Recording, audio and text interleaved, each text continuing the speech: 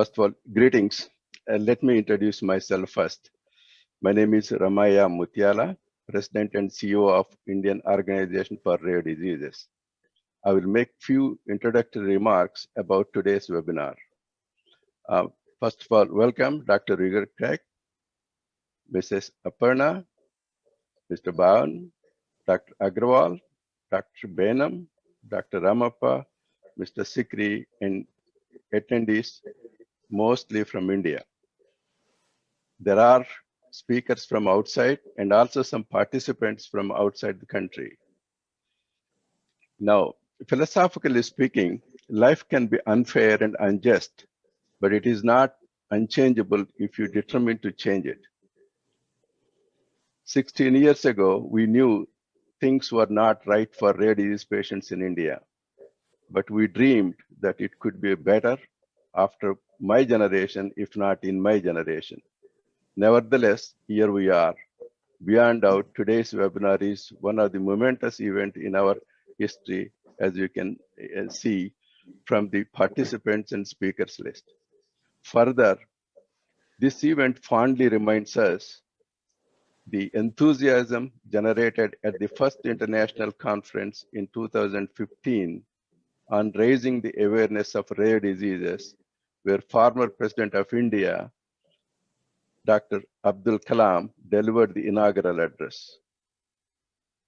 Now, you perhaps heard this, what Albert Einstein's quote said, intellectuals solve problems, genius prevent them.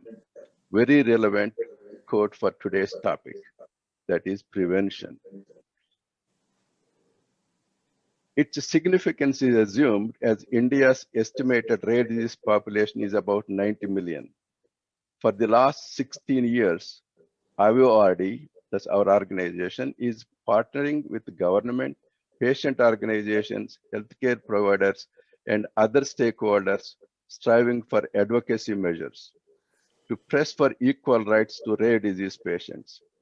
I repeat, equal rights to rare disease patients on par with what is available to the people suffering from common ailments. In this context, we ask what changes could be made in systems, policies, and processes to better protect, maintain, and improve rare disease patients' health. You all agree with me that health disparities persist and are neither random nor unpredictable. We have seen the rare disease patients have experienced the most significant inequities in the social and economic conditions in every country, particularly in India. Let me bring a known fact to your attention, that is health and economy were closely intertwined in every society. Orphan drugs are so expensive that countries such as India, with healthcare budget of 1.75% GDP for 1.3 billion people, cannot afford to provide healthcare service adequately to all patients, rare or common diseases.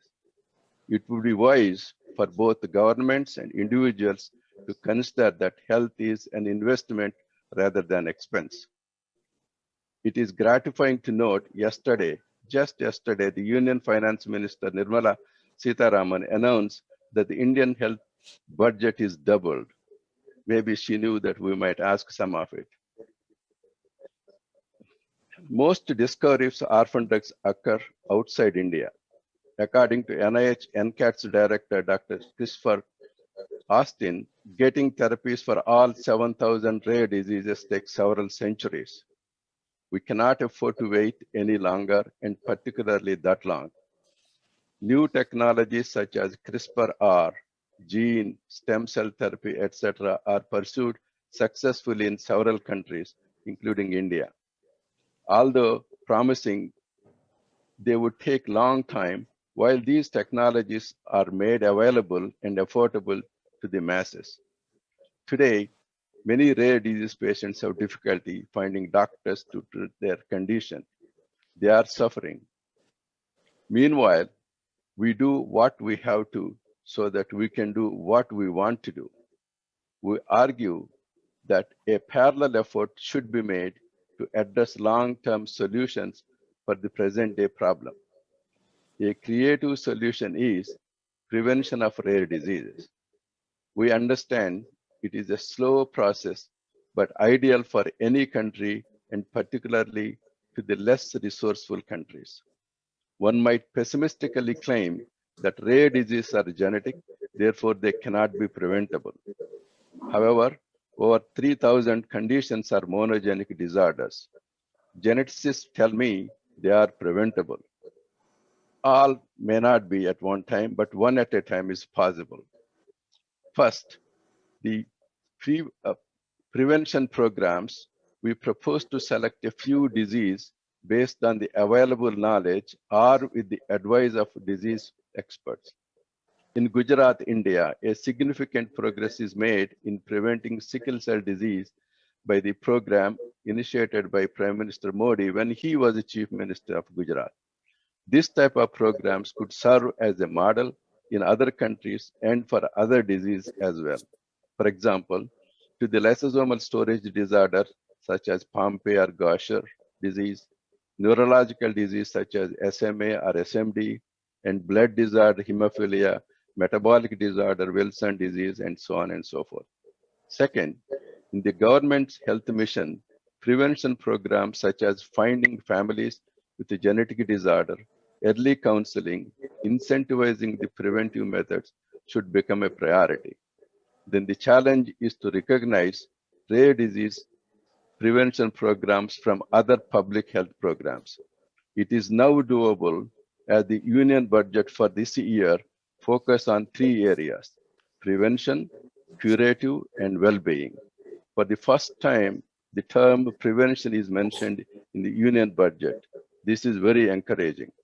Third, every country suffers from rare diseases, rich or poor. With no exception, rare diseases are global. No one country can do it alone. Human migration is unavoidable. Disease propagation occurs with human to human. There must be a unified effort by all nations to address the problem. History proved time and time that prevention, reduction, and sometimes eradication is possible with global collaboration and cooperation.